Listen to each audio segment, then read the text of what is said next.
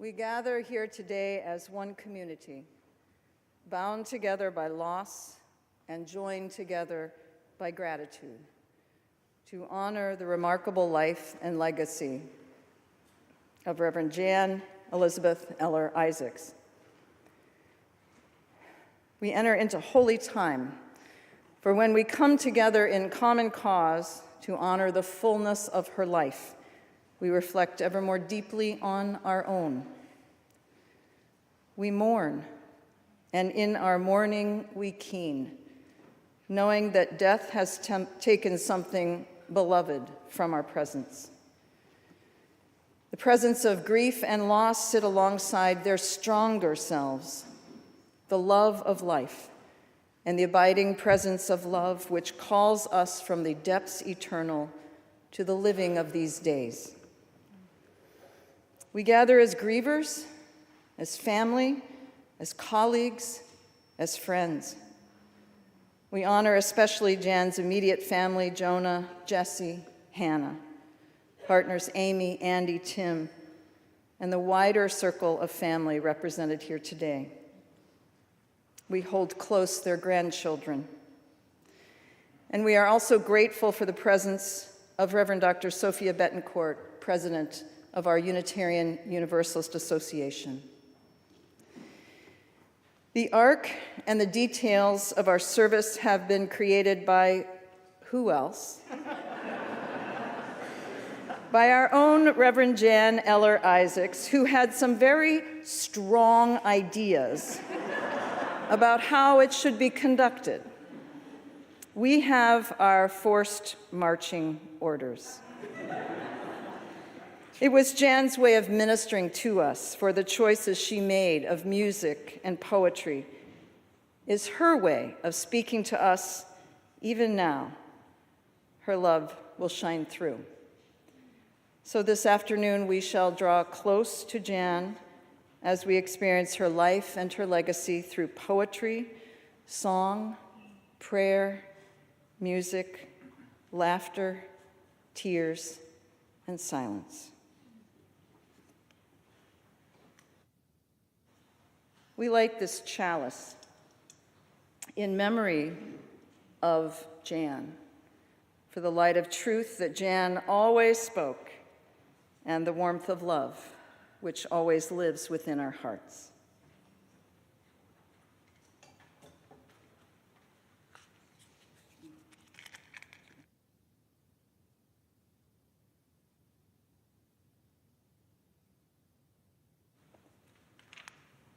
Come, let us gather together.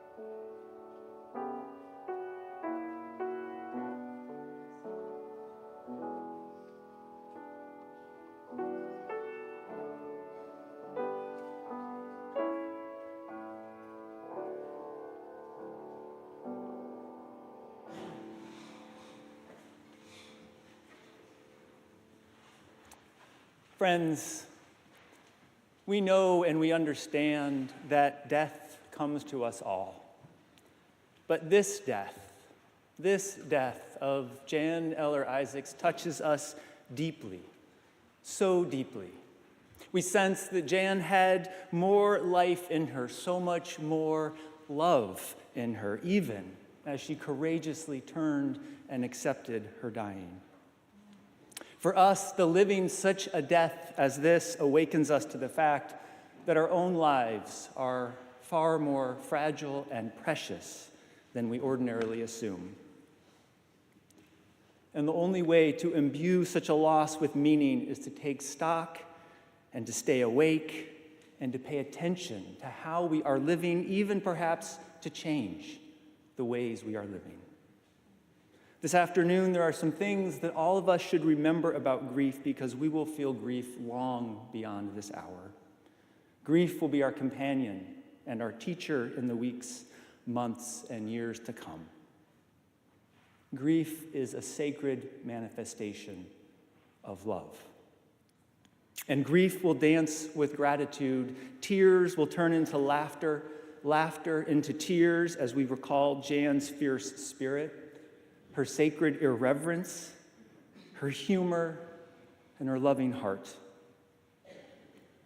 There will be moments when we feel just fine, and then we will find ourselves weeping, caught up in a memory of Jan, or moving through an anniversary, or a birthday, or reaching for the phone to share a picture or a text or a story, and then remembering that she's gone.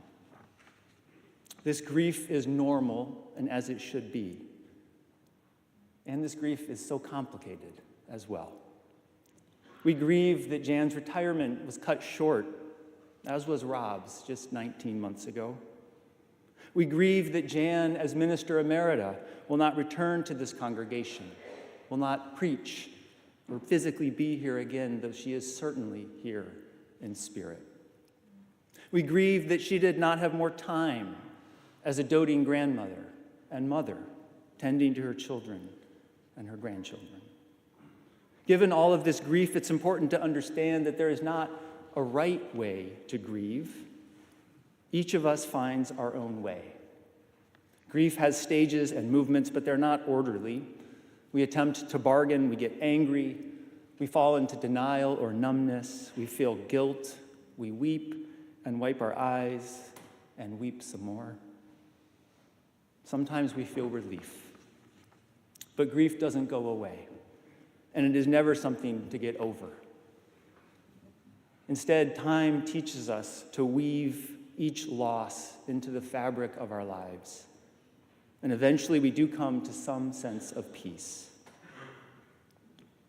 It's important also to remember that each time we lose someone or something dear to us, it can remind us, it can touch us, consciously or not, in those places of other loss. And so our grief can be multi-layered and deep. Though each of us needs time to grieve alone, we need to and we must return to our communities and friends and family to seek them out as sources of strength and nourishment. This is what Jan taught us again and again. We must turn toward one another in our grief and in our sorrow. We must make that expansive love big and bigger still, particularly when we're in our grief. We must lean on one another, on family, on community, on church, because we truly do need each other. Today, may we hold one another in our grief, and may we be reminded that life is indeed a fragile and precious gift.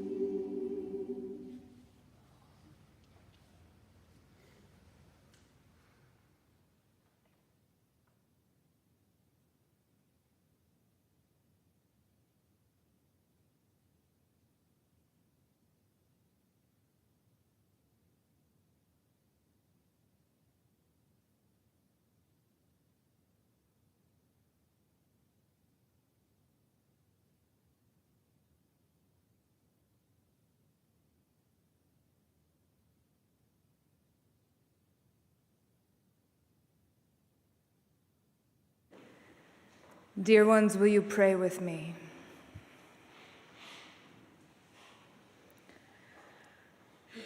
Spirit of life and love, Holy One of our being and our becoming, that which is sacred within, among, and beyond us,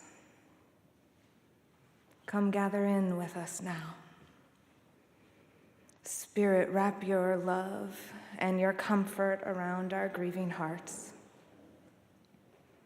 Hold us. Hold each of us in our unique grief and also gather us together as a community. Connect us. Let us be with one another, touched by Jan's fierce love and her prophetic life. We pray especially for love and comfort and gentle ease to gather around Jan's family, her children, Jesse and Jonah and Hannah, their spouses and partners, Andy and Amy and Tim, and her beloved grandchildren, Louis and Mira and Levi and Benji, and all of her extended family and all of her chosen family. Gather around us all. May we be wrapped in the fierce love of the beloved that Jan embodied. And may we be held. And we pray that each of us might embody that love in our lives.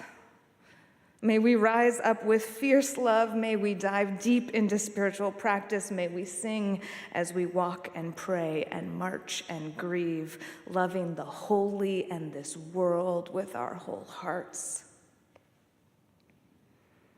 And may Jan journey with us as we travel on, still guiding us, still cajoling us, still laughing and playing with us with mischief, still cursing us and delighting us in equal measure, still living with us because she's here now in the lilacs and in the dog park. She's here in your gardens and in their flowers. Her nurture, now the nurture of the earth itself. And she's also flying. She's in the heron, and she's in the crane, and she's in the wild geese soaring, and she's in all your feelings about Mary Oliver, and she's in the poem that you tuck into a card for a friend because she's in your love now. And she's in Hannah's choice for hot pink nail polish. And she's in Jonah's desire for stories almost voraciously, and she's in Jesse's song. She's in stories about frozen dog poop. And she's in flipping off your colleagues. And she's in all of your stories because you're carrying her now.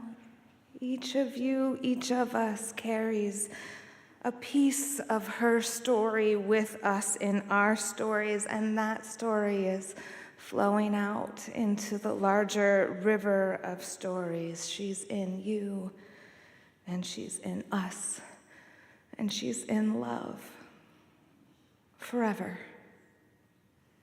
Amen.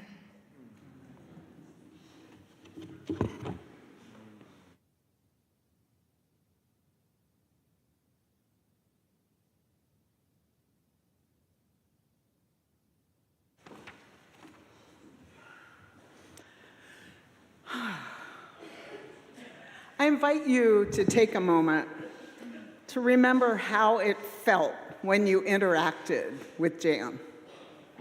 Whether this was a daily event or it happened occasionally or across a crowded room full of people.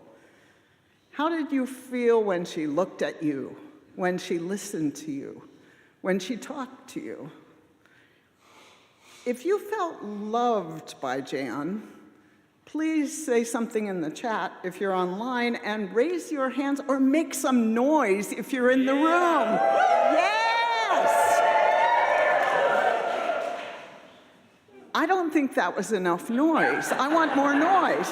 Make some noise if you're in the room. Louis and Mira, that's your legacy from Nana. All this love, that's the legacy she left you. Baby Benjamin and Levi, someday you'll see it on a screen.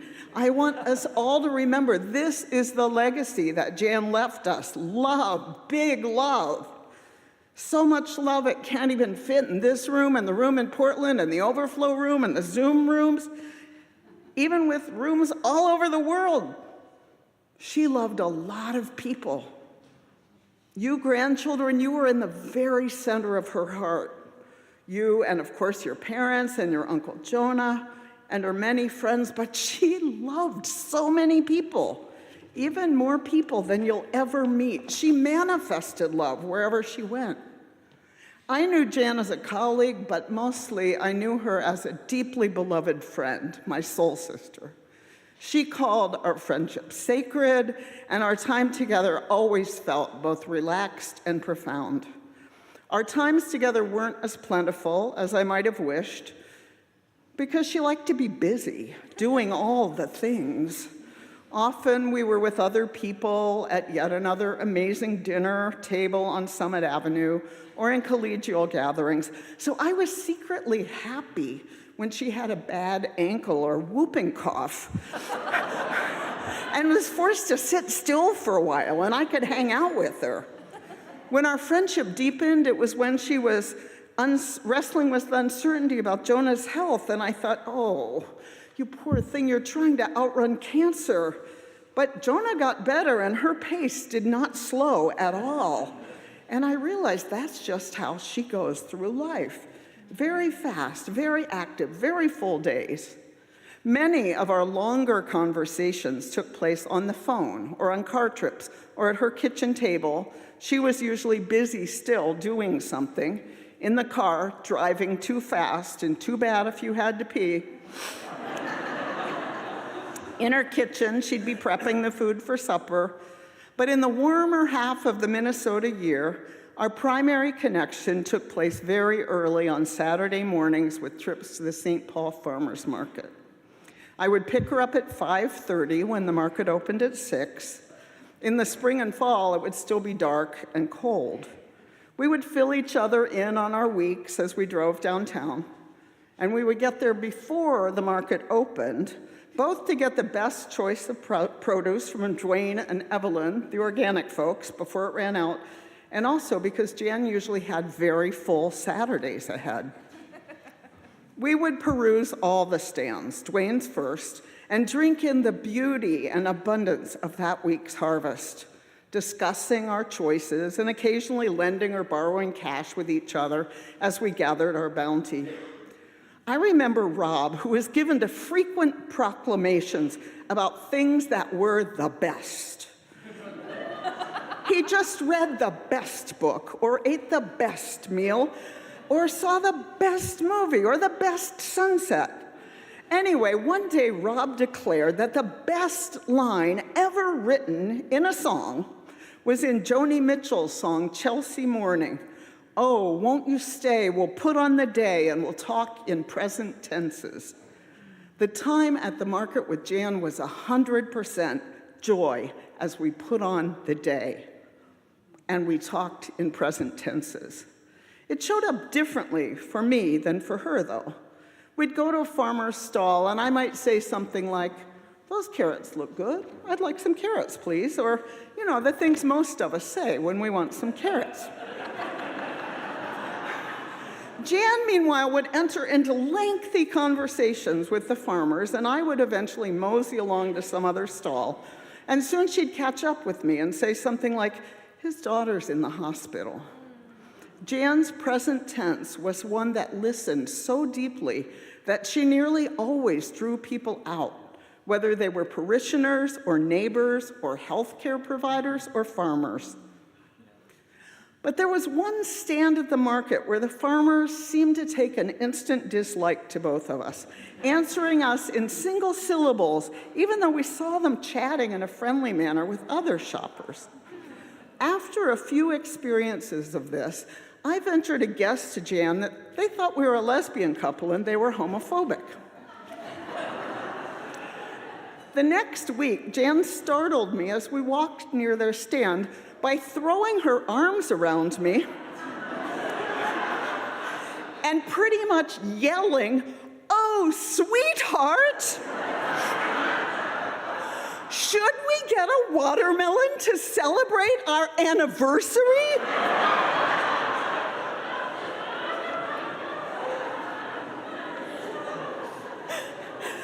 After that, each week she found a new reason in that corner of the market to wonder loudly to the world if we needed a melon or a squash to demonstrate our love for one another.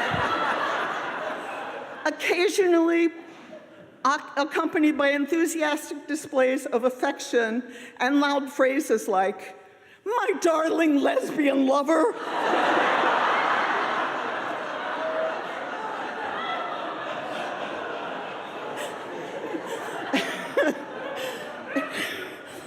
This is all to say that Jan loved with every cell of her being in ways mundane and outrageous. She was, for instance, the most loyal person I ever met in my life. One ridiculous argument we had was because I told her I switched my favorite Beatle from John to George. It felt like a practical decision. I wanted to marry a Beatle. John was already married, and George was closest to my age. He was 19, I was 7. Jan said you weren't allowed to switch your favorite Beatle. You had to stick with your original pick. We argued, but she stuck by her opinion. She took loyalty very seriously. She loved ferociously. I wanted to drop an F-bomb here, but she told me I wasn't allowed. She said you wouldn't like it, but you know what? I think you would. She loved fucking ferociously.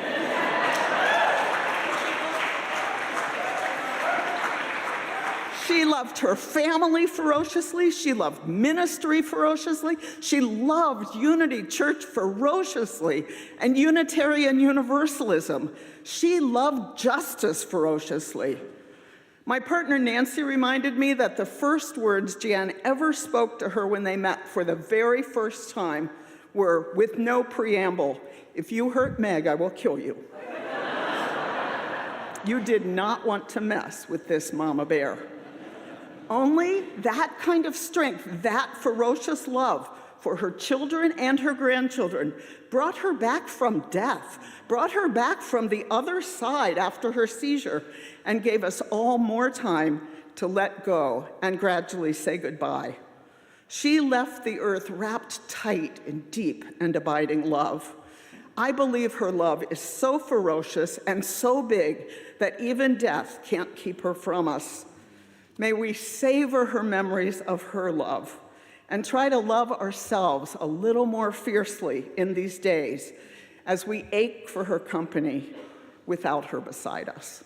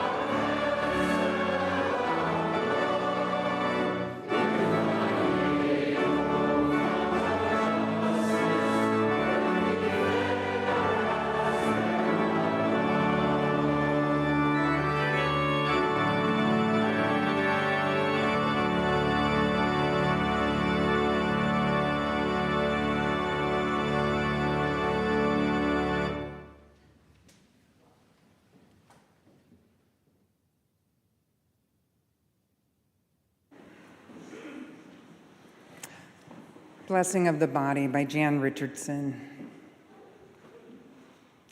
This blessing takes one look at you, and all it can say is holy.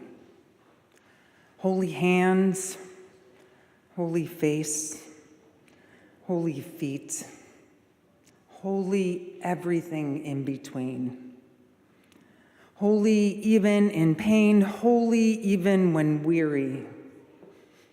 In brokenness, holy. In shame, still holy. Holy in delight, holy in distress, holy when being born, holy when we lay it down at the hour of our death. So friend, open your eyes, holy eyes. For one moment, see this blessing that knows how you have been formed and knit together in wonder and in love. Welcome this blessing that folds its hands in prayer when it meets you. Receive this blessing that wants to kneel in reverence before you. You are a temple, a sanctuary, home for God in this world.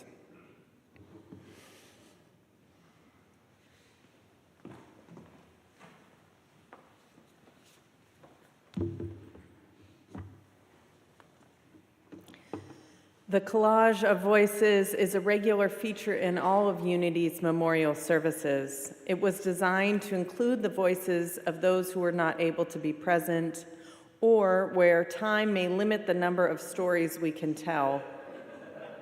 That's today. Yet are important to hear nonetheless. These submissions were edited for length. Some were included in the full text but were unable to read out loud. All collage of voices submitted will be provided to the family after the service. From Estelle Brower. One of the things I loved most about Jan was her connection with animals, especially her beloved dogs. I too have had the privilege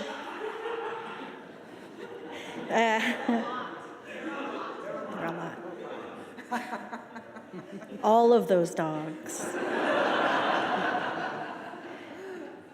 Estelle says, I too have had the privilege of loving a succession of special dogs and cats. And one of the things I know about animal friends is that their hair gets everywhere. Once you've welcomed an animal into your family, you know their hair will be a part of your life for a very long time. Jan, I've come to realize, is a little like cat hair. Her presence is everywhere in my life and being, embedded in my psyche and my soul. Bits of Jan, her love, her laugh, her intellect, her sensitivity, her vulnerability, her ferocity, and her pain are strands in the tapestry of my life.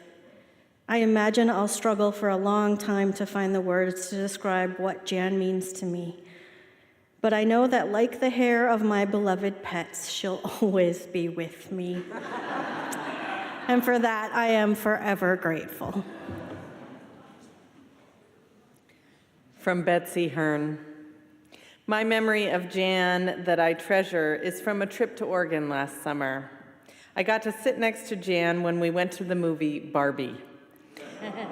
Sharing that fun feminism and frivolity that is the Barbies and the Kens was such a highlight and delighted Jan so much.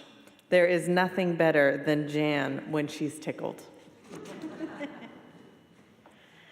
From Cynthia Orange, Jan had a delightfully sneaky way of getting someone to honor her requests.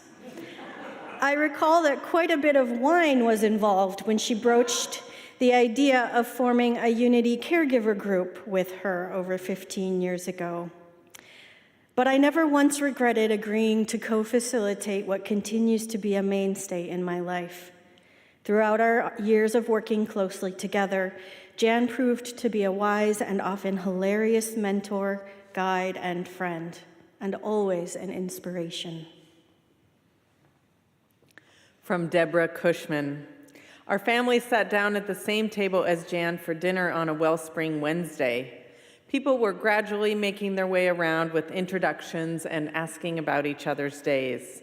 When someone asked Jan how her day had been so far, she sighed. Shaking her head, said, "I spent the whole afternoon in a meeting with a bunch of UU ministers having endless intellectual conversations.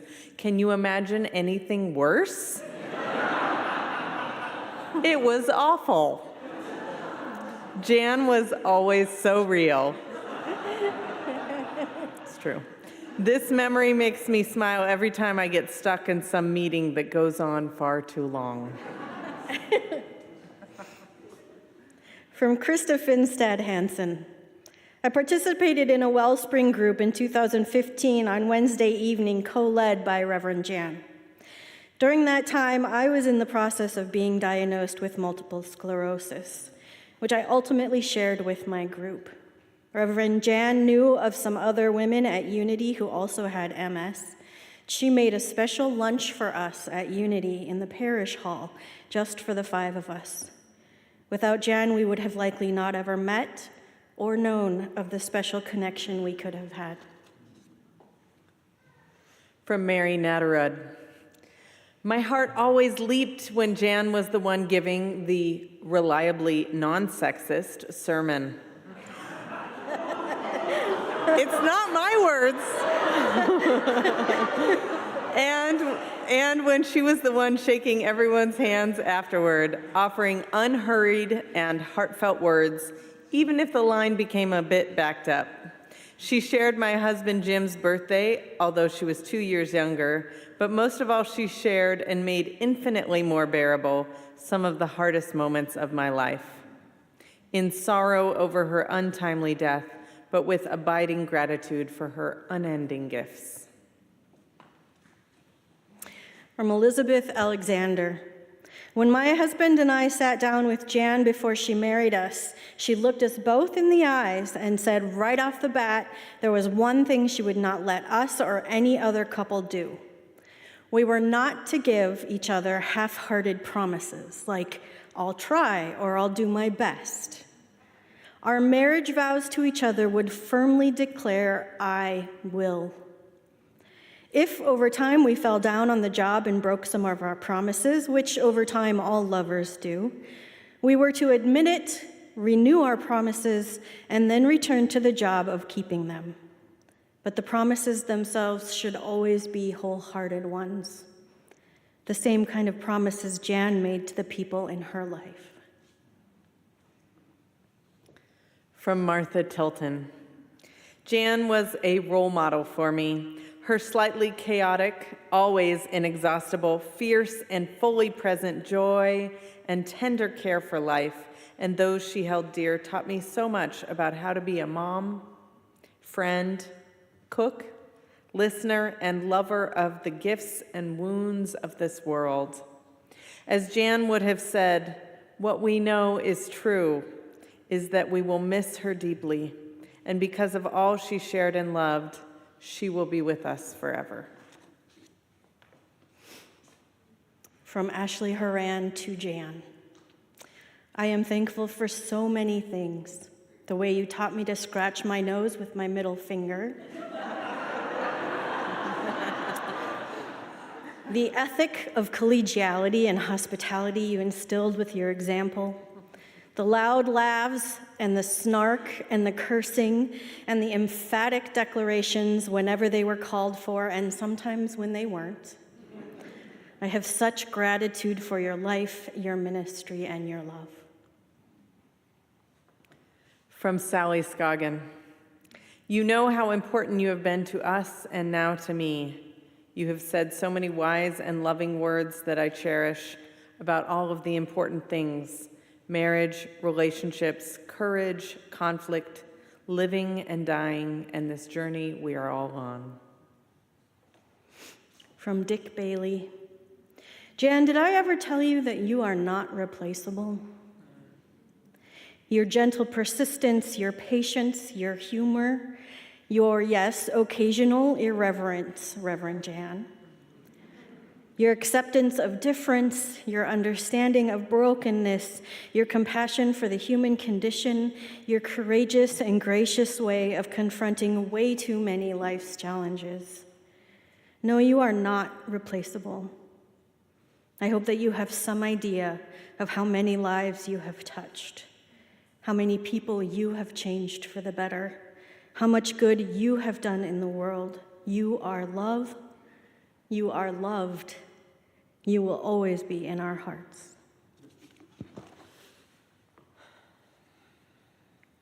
From Reverend Dr. Oscar Sinclair, currently serving as minister in Lincoln, Nebraska, and recently called here to serve as Unity Church's next senior minister.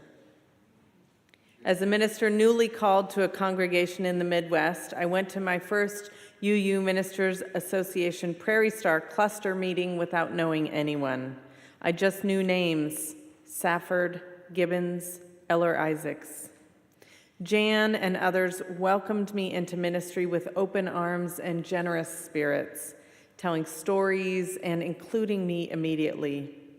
It was an early and important lesson that these names that I had heard for years were people in all their imperfect and joyful fullness. And finally, from Marg Walker, from In the Book of Trees, a poem for Jan. No willow she, though able to bend like a dancer gleeful in the wind, nor oak, though iron-spined, and when enticed by storm, kin to thrash most lustily. And when a day cried out for rest, beneath her limbs was sheltered privacy.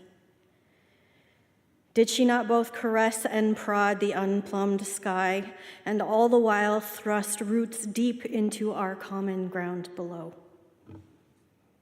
Or was it we who did those things? Such was her gift that we don't know.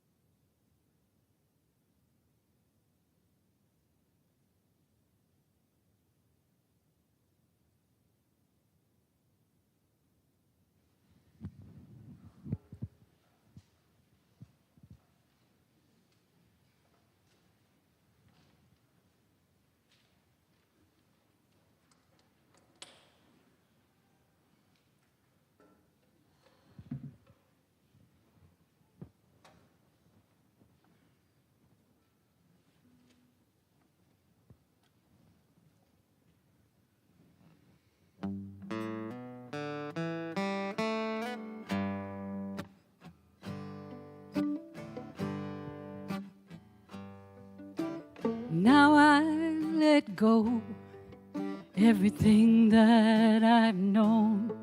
Let it go out, let it roll out with the tide. I can't think of a thing that hasn't been shot through with pain, like a nightingale's song in the dead of the night. Goodbye, so long, farewell, all I've been. Oblivion, throw me in the ocean. Oh, see if I can swim. I'm wild again. I'm a star child again. I come 10 million miles. Ooh.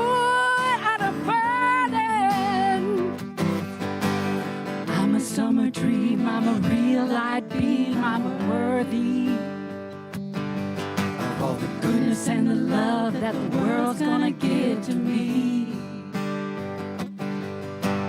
I'ma give it back 10 times, people, are you ready? If you think you're alone, hold on, I'm coming.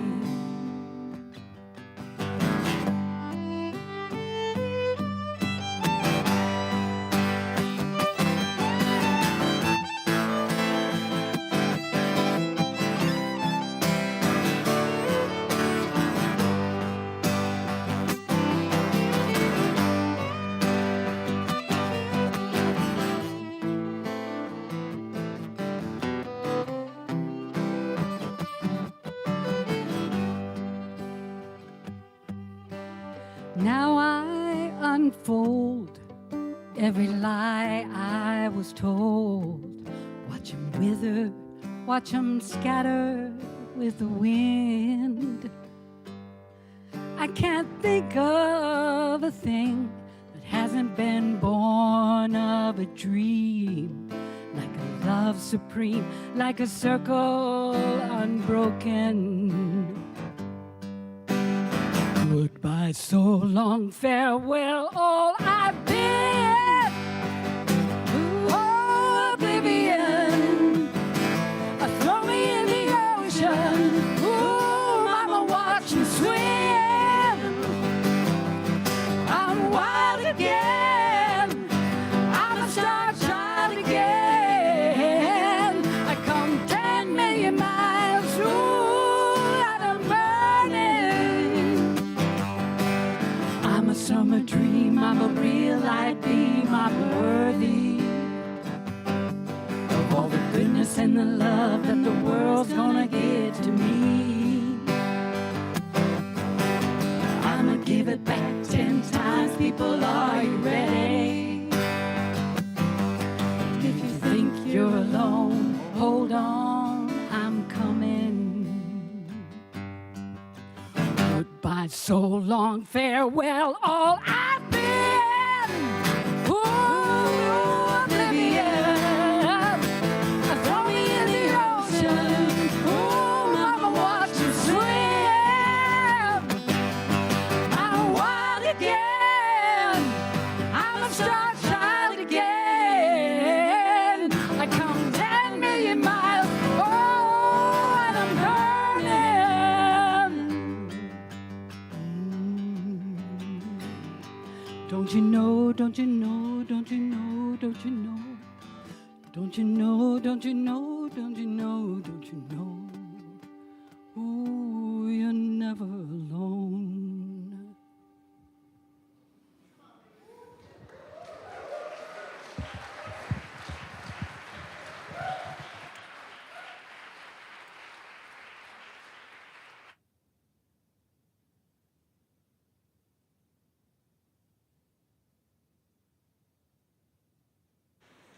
Years ago, on one of my first travels with Jan and the youth of the church on the annual Boston pilgrimage, the youth had broken curfew and the agreement not to be about on the streets of Boston after hours.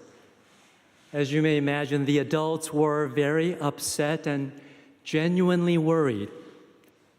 And finally, when the kids were all back inside, we called a meeting to have that unpleasant and difficult but necessary talk. Before I could organize my thoughts and carefully arrange my words, Jan opened her mouth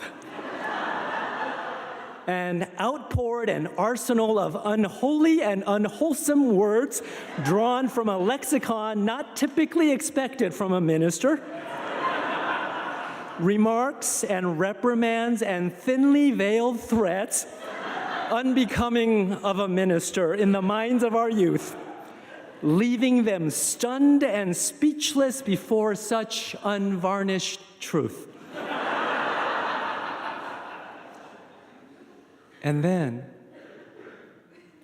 in that unprotected moment, with no safe territory to be found anywhere, Jan began to remind them how precious and immeasurably beautiful they were, and that the promise of each of their lives must never be handled recklessly, but wisely safeguarded until they blossom into their magnitude and enormity. No one did the grunt work of love like Jan did, because the kids got it. We all got it. This insistent grace that approached us in the fierce and honest and unwavering way Jan loved all of us. That was Jan. So I'm back on the Boston pilgrimage walking with Jan as I read and share this poem by Stephen Levine. There is a grace approaching that we shun as much as death. It is the completion of our birth. It does not come in time, but in timelessness, when the mind sinks into the heart and we remember. It is an insistent grace that draws us to the edge and beckons us surrender safe territory and enter our enormity. We know we must pass beyond knowing and fear the shedding. But we are pulled upward nonetheless through forgotten ghosts and unexpected angels, luminous. And there is nothing left to say, but we are that. And that is what we sing about.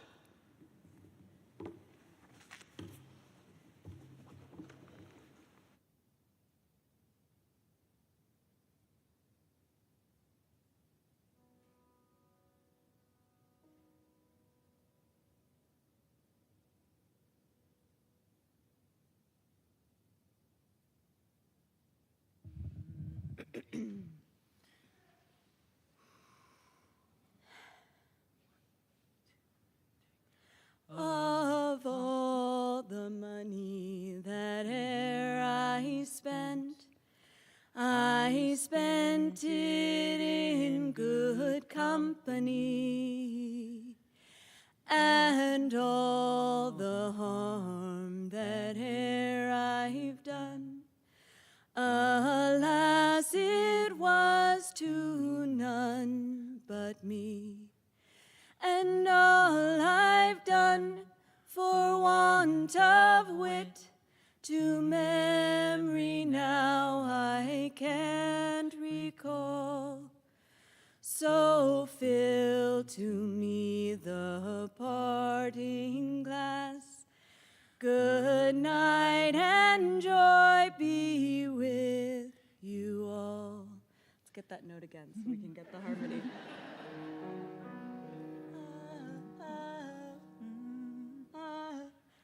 Of all the comrades that e'er I've had, are sorry for my going away, and all the sweethearts that e'er I've had would wish me one more day to stay. But since it falls unto my lot that I should rise and you should not, I'll gently rise and I'll softly call, good night and joy be with you all. Good night and joy be with you all.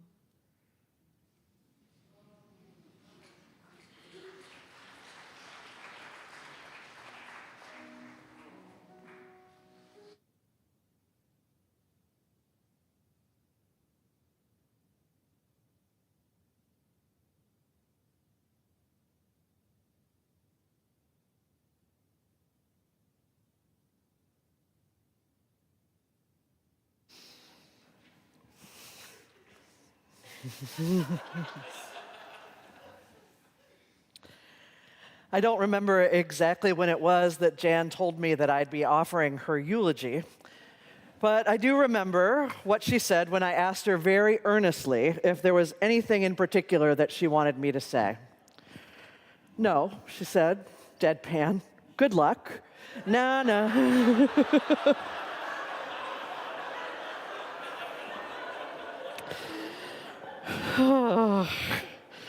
And then, as we've heard, of course, Jan being Jan, that was followed by months of excruciatingly detailed instructions.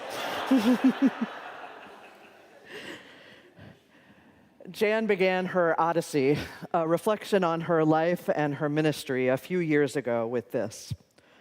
She said, "It is a privilege to place my story into the vast river of human stories." This is what we are about today. Naming and noticing Jan's particular story and all of the stories of our lives that are woven up with hers. We are acknowledging their place in the vast river of human stories. What a gift. What a privilege to do this with and for her, and to trust that it will be done for us as well when the time comes. Jan's story begins before she was born, like all of ours do. Her ancestors included women in her family, like her grandmother and her Aunt Jan, whose intuition and psychic abilities were known and trusted within their family. Jan received this gift too, and she knew to trust it, to listen for it, and heed its warnings and invitations, even when they were very inconvenient. Jan was born on February 4th, 1953, to Clyde and Linda Eller. Jan was the youngest sibling of 3 older brothers. Her parents were early environmentalists, and the family hiked and camped, and the experience of wonder and interconnection and a love of the natural world was central to Jan's early years. Jan grew up grounded in the community of Tulsa, Oklahoma, and especially in the spiritual community of All Souls Unitarian Church. It was in the loving embrace of that congregation that Jan came to know what a church and a community could be. And these early experiences formed not only her life, but also the center of her professional and spiritual calling to the ministry. One of the many gifts of those early years was what Jan called her first lesson in learning to see through the eyes of love. When she was just 4 years old, she was attacked by a dog and was badly hurt and hospitalized. During her 3 days in the hospital with 70 stitches of black thread all over her face and 2 black eyes and baby teeth lost, church members came to visit with their gifts and their love. Jan would tell you that through her whole time in the hospital there as a child, she never got a glimpse of herself in the mirror until she was leaving, and she thought that she looked like a monster. But no one had ever betrayed to her how hideous she looked. There was no shock or horror. There was only love, and that was what Jan felt. She often reflected that this was the beginning for her of learning to see through the eyes of love, to see beyond the wounds of herself and of those around her. What a tremendous gift. 1964 brought big changes for Jan and her family, and at the age of 11, they moved to California for a job for Jan's father. Leaving the community and the life that they'd built in Tulsa was difficult for Jan, and her teen years were filled with moves again to Cincinnati and back to California. And throughout the moves, Jan's family continued to be active members of Unitarian Universalist congregations wherever they landed.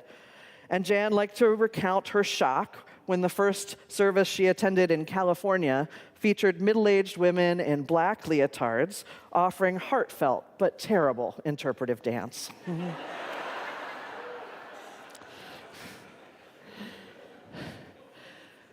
College made room for Jan to explore her interest in people, their stories, their learning, and their transformation.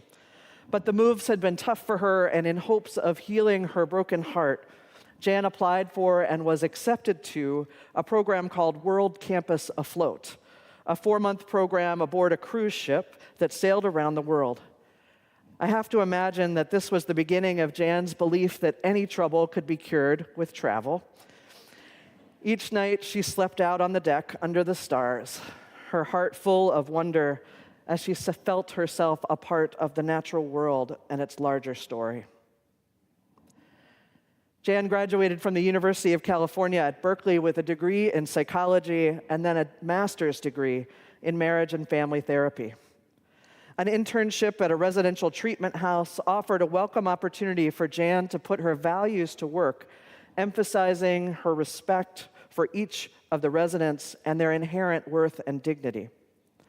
Her approach had a profound and clear impact, and as Jan said, they were highly successful and not really very good at professional boundaries. Professionally, Jan centered her work in transitional housing spaces with people struggling with addiction, and she was invited to join a think tank on intentional community out of the Berkeley Free Clinic. It was the early 1970s when Jan met Marsh. Where are you, Marsh? When Jan met Marsh at that first gathering. His charisma and their shared values drew Jan in. And before long, she was connecting him with a job at her center, and he was explaining that he was a Unitarian Universalist seminarian, part of an intentional community of other Unitarian Universalist seminarians. Marsh introduced her to his friends, all of whom who had been raised Unitarian Universalist, many of them from the same high school youth group at the First Unitarian Church of Chicago.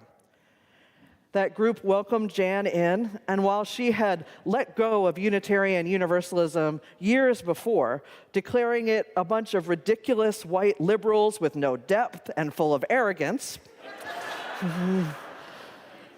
the earnestness and dedication of everyone in that group, and the ambition of one of them in particular, renewed her sense of possibility in our shared faith. And as surprising as it was to Jan and then Rob, her intuition and that uncomfortably clear voice let her know without a doubt that this ambitious and earnest and arrogant and driven and spiritually deep man named Eller-Isaacs would be her husband and the father of her children. In 1976, Jan followed Rob and joined him at his first ministerial settlement in Whittier, California, where she worked as a counselor and poured herself into youth work in the district through the years. She was fascinated with exploring how people's faith intertwined with their psychological issues. And together, she and Rob lived in a community with friends, a pattern that would continue throughout their lives. In February of 1979, Jan and Rob were married and became the Eller-Isaacs. My wildness became our wildness, she said. Their son Jonah was born that July, and their daughter Jessie was born in February of 1981. With only 18 months in time separating the two, Jonah and Jessie were often talked about as a unit, and Jan would tell you that they were the kindest, sweetest kids and such good siblings for one another. Jan had always known that she wanted to be a mother, and she devoted herself to her children and the spiritual, emotional, and physical work of parenting. As parents, and I'd say as ministers too, Jan and Rob were pattern breakers. Jan's love came from a place of determination and loyalty, and she allowed herself to be transformed by motherhood over and over. In many ways, Jan's own actualization was tied to their existence, and she knew it to be true, that I am who I am because I am your mother. Jan loved with ferocity, as Meg told us. She nurtured an incredible connection with each of her children, and that had an intensity that was palpable. The kids remember Jan as funny and wild and playful. She was always trying to get them outside and not to eat any sugar. She was beautiful. She'd splurge on clothes for herself full of rich colors and fabrics. She'd talk about how the kids chose her and Rob as their parents long before anybody else talked that way. And even though she was incredibly busy, the family would have dinner together at 6 o'clock each night without fail. And of course, like most of us, Jan was full of contradictions too. She critiqued and railed against the oppressive systems of sexism and capitalism, and their grasp still held her close internally. She thought of herself as go with the flow, and she was a lot of the time, but there were certain things that needed to be just so. I mean, God forbid if you failed to recycle. She'd name something as an absolute, but then there was always an and a but to it. She craved control, but pretended she didn't. She lived with a faith and a practice and a universalist, unconditional love, but she could also be judgmental and unforgiving of herself. She was a lifelong learner, but she could not, for the life of her, use a computer. In the early 1980s, Jan and Rob and Jonah and Jesse moved to Oakland, California, where Robbie became minister to a dying urban church, and Jan joined him in pouring her life into that congregation, first as a congregant and lay leader, and then in ordained ministry. With time and tremendous effort, the church grew, and slowly families with children began to arrive. Jan describes that time in her life as all-consuming and deeply satisfying. She felt the call to ministry emerging then, but thought maybe it would take the shape of chaplaincy. After all, parish ministry would be very complicated, and there were very few women role models in the ministry at the time. After some time and discussion, Jan entered seminary at Starr King. She loved it there, and I imagine it as a time of her coming into her own intellectual and pastoral and prophetic power. She gathered a group of women there that designed rituals for the school community, and they created rituals for everything, and I mean everything.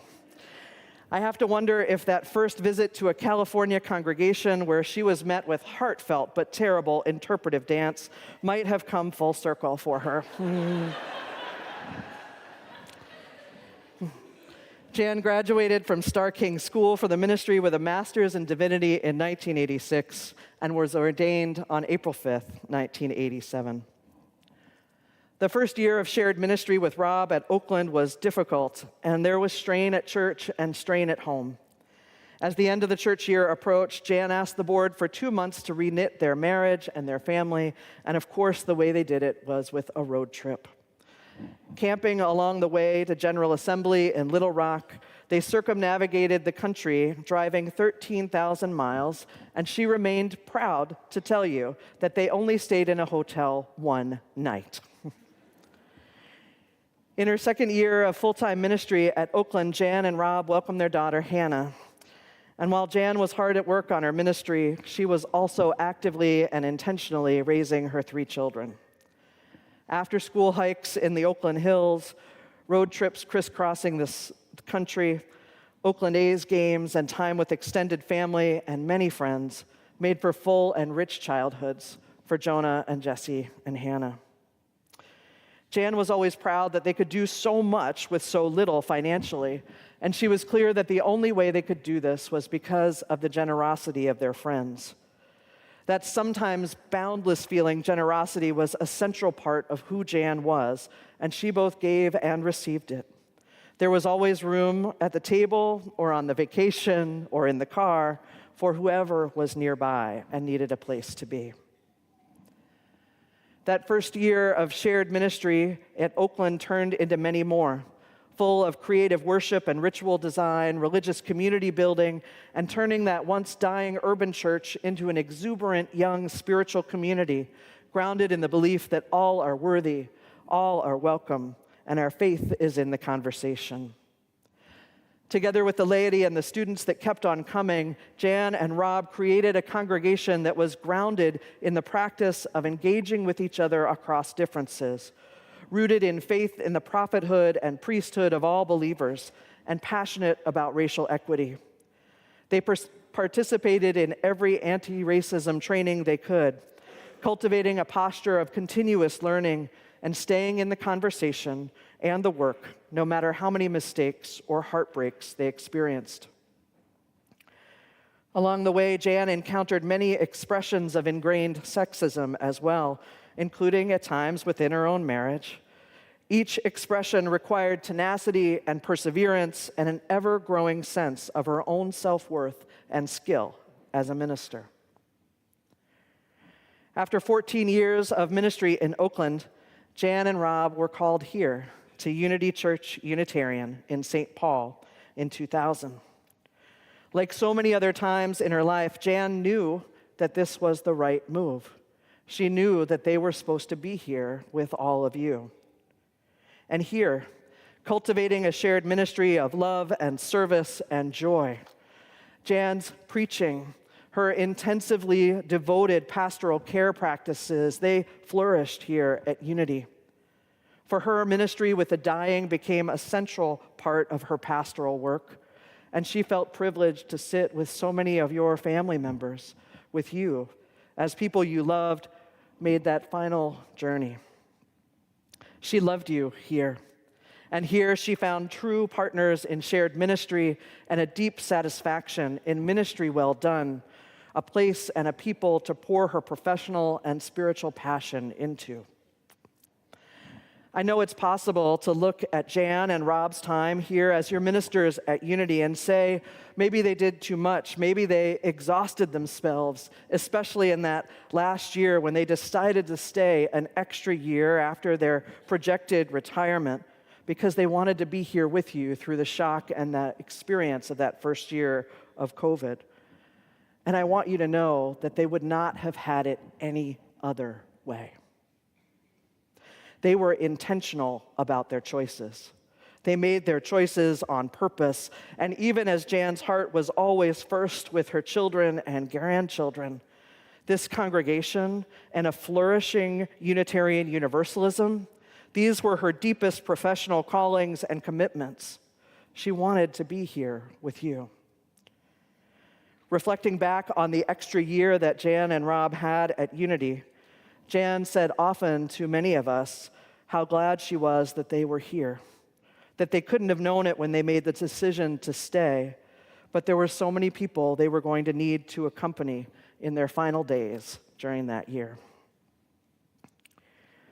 As we know, Jan's intuitive capacities, her ferocious love and deep understanding of faith development and family systems and human psychology, as well as her willingness to learn and stay in the hard conversations, accompanying people and congregations into the depths of their discernment and pain, their transformation and joy.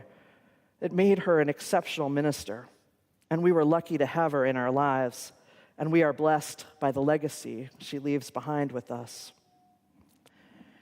Jan would tell you that she was sustained in her ministry, in her parenting, in her life by a daily spiritual practice.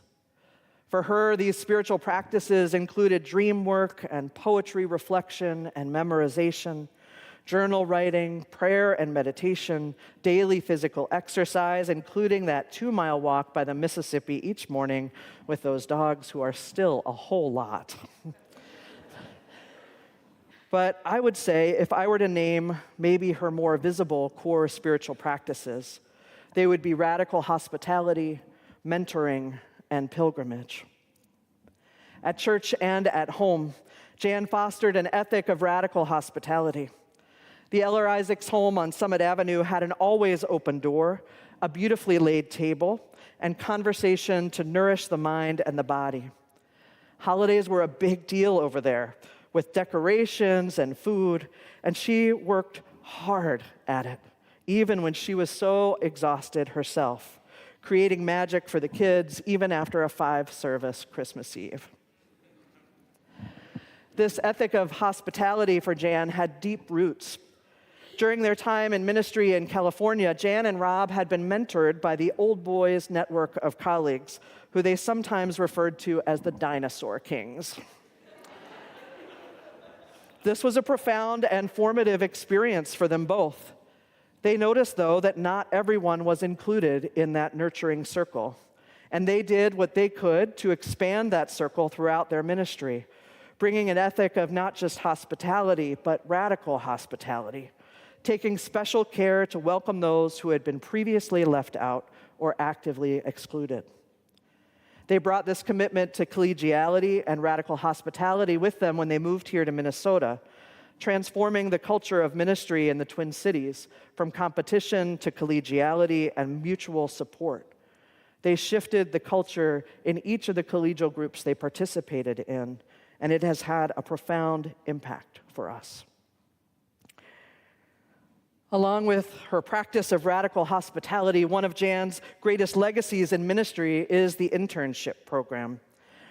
I just want to take a moment and see who was an intern here or elsewhere with Jan as their supervisor.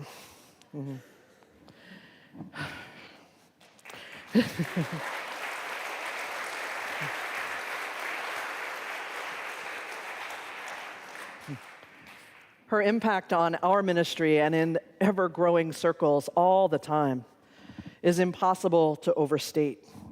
She would lean in and listen to us, ask questions that would lead you to uncover new truths about yourself. She was able to be present with you and go with you into the hard places and help you transform them, the work of alchemy, which she then taught us to bring into our ministries. Jan had such deep belief in people. She'd see you through those eyes of the universalist love that named you as whole and holy and worthy no matter how you were feeling. And she had high expectations for the people that she believed in. Those expectations could be both inspiring and challenging all at once. I'll say it was thrilling and mildly terrifying to arrive at Unity as Jan and Rob's first ministerial intern here. It's a group of people I am privileged to be a part of. Her deep belief in all of us paired with incredibly high expectations that you would somehow meet her in her intensity, her commitment, this thing she would say of like, you've got to give your whole life to this work, but also have good boundaries. Right. She would say. You have to do it all with a dedicated daily spiritual practice, a deep commitment to colleagues whom you will never say no to. You will rise to meet a certain expected level of excellence, especially in pastoral care. You will know the most about governance. You will learn constantly. It was intimidating and deeply instructive. But like I say, her influence as a teacher and a mentor, her influence on our movement as a settlement representative here and on the West Coast, a leader in the senior ministers of large congregations group, a student and then a teacher in serving congregations who had experienced ministerial misconduct and showing up for her colleagues in times of crisis. The impact of her care is like an ever-extending web. So pilgrimage, the other of those three spiritual practices I think we got to see and be a part of. Throughout their marriage and their ministries, Jan and Rob traveled widely. This is true. Sometimes they traveled alone, sometimes they went with others, and Jan would bring this pilgrimage mindset with her. It would be an intentional journey shared with others, focused on deepening learning and relationships and spiritual commitment together. Pilgrimages to Boston, to Transylvania, to New Orleans, to Selma, to Bolivia, to India, along with travel to Costa Rica and Greece and France, and too many road trips to count. All with a commitment to driving way over the speed limit, never stopping to pee or buy snacks, packing only in a carry-on bag, maybe bringing her own coffee pot and a bag of lemons along. All of these commitments took Jan around the world again. When retirement finally came to be on the horizon for these two, it was no surprise that Jan and Rob would decide to move toward their children and grandchildren, or that they would choose intentional community living on the West Coast. Parenthood and grandparenthood were central to their identities, their joy, their hopes. They were eager to explore new walking paths with the dogs and learn the details of Pacific Northwest weather and wildlife, and to spend as many everyday moments as they could with you all. And the move to Portland and retirement were not at all what they expected. Illness and grief and loss came sooner and more swiftly than they or we would have hoped for them. With Rob's diagnosis of terminal pancreatic cancer just 6 months after their move, Jan went into fierce protector and advocate mode. While she cared for Rob, Jan unbelievably received her own diagnosis of mucosal melanoma in May of 2022. And after Rob died that July, Jan's own health plummeted precariously. A seizure that summer put Jan at a turning point. Would she go then, with grief so fresh for herself and her children that they hadn't even had time to catch their breath? Or would she return to the land of this life with all of the pain and work it would require of her? The decision was a real one for Jan, and she clawed her way back into this life. Her spirit strong, even when her body was weak, she was absolutely determined to be here for as long as she could. It was way too soon to leave her children. Over the course of the next 18 months, Jan dedicated herself to learning how to walk and speak and think and regain as much independence as she could with her new capacities. The force of her will was absolutely something to behold, and so was her willingness to learn and unlearn so much in the months ahead. For years, Jan had been the one to accompany others through their hard times, the one to offer more than to receive that gaze of love that she brought to so many of us. In the 18 months of her illness, Jan went on a spiritual journey of her own, and she approached it with the same eagerness to learn and experience it that she had experienced her whole life. She let people in. She literally let Hannah and her family in as they moved in to support her in her home. Jonah and Jesse came to accompany her on this spiritual journey in the physical and emotional work that was ahead. Her brothers and their families, her Friday afternoon collegial support group, her new community there at Cully Green, all those doctors and nurses and phlebotomists and caregivers quickly became a part of her circle of care. And she learned their partners' names and swapped pictures of children back and forth. She let in the crew of luminous lesbians, as she called us, the group of friends and colleagues who rotated through to support her and her family through her illness. Dear friends offered a lifeline on the phone, through notes and visits that brought joy, and always gossip, so much gossip. Jan went from the one who was always giving to the point of exhaustion to the one who could and did receive so much love. She'd say to us, "I've had enough," and she didn't mean her illness or her grief. "I've had enough love," she'd say. "I've had enough love in this life." We can say that Jan died as she lived, and much of that is true. She died surrounded by a powerful love, by family and friends. She was radiant and irreverent and wild, and you still never knew really what to expect from her. She'd insist on the window shades open and her bed oriented so that she could see outside. She stayed on top of the weather, often knowing the forecast for the Twin Cities better than I did when I was the one who lived here.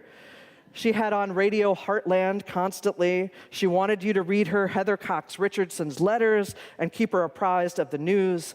She insisted that visitors be picked up at the airport and dinners be made rather than ordered. She worried about the dogs and if they had enough water or food and when exactly you were going to take them out, which should be right now. She wanted to know what was going on with you, with your spirit, even as she welcomed you into hers.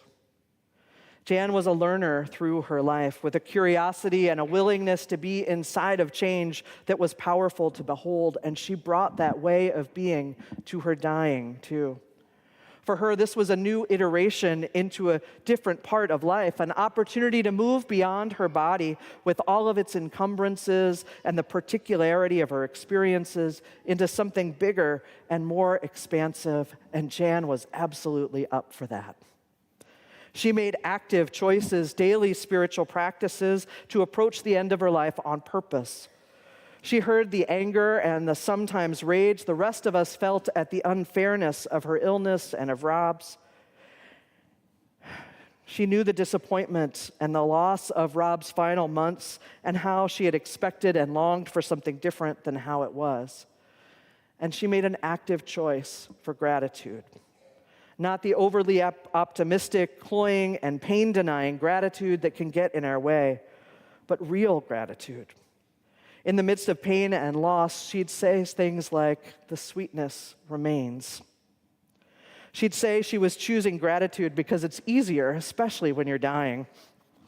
She'd savor all the small things, like a shower and washing her hair, like being at home, like sitting on the couch to read a book with her grandkids, or simply enjoying the swirl of chaos all around her. She savored her first cup of coffee in the morning and ice cream after dinner. A trip to the coast, a walk on the beach, stars overhead on the deck when she knew it could be otherwise. She'd ask you what you were going to plant in your garden this spring and imagine it with you and all the beauty that was to come. It is a privilege to place my story into the vast river of human stories, Jan said, describing her life. Jan, you have moved from the particular now to the eternal.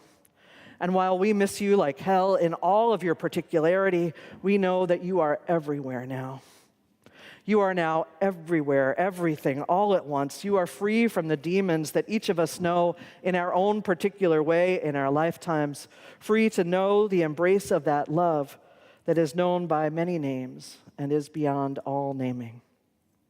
Jan, you are inextricably a part of all of life now.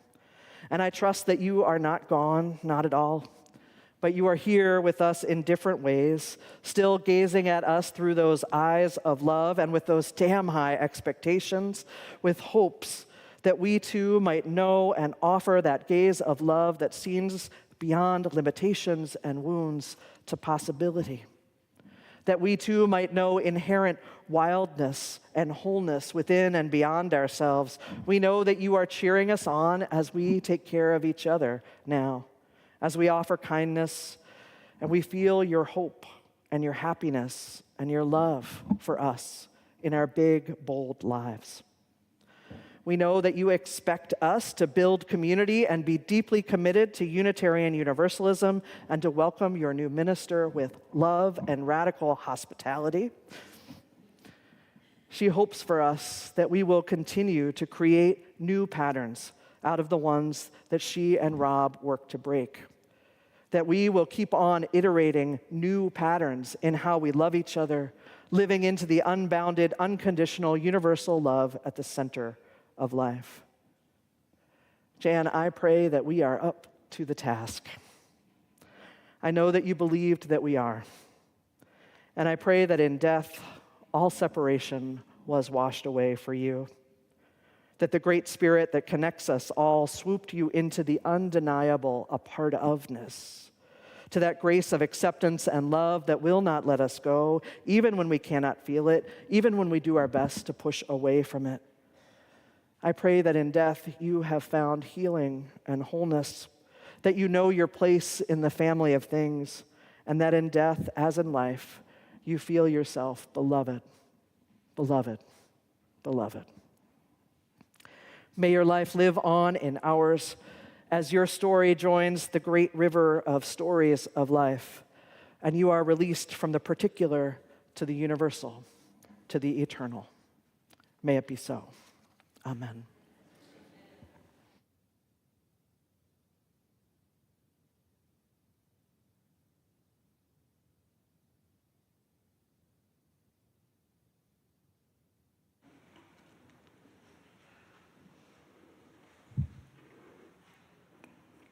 Jen, thank you for that bounty. I'm thinking, let's just take a breath together before the closing poem.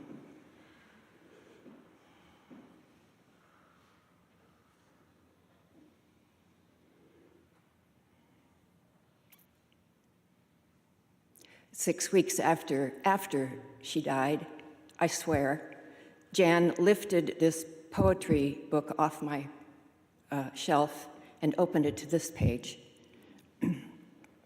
By now you know how possible that is.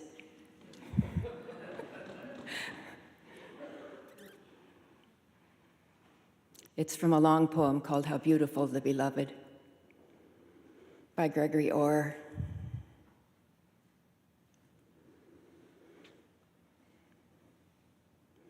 Weren't we more than electricity and dust?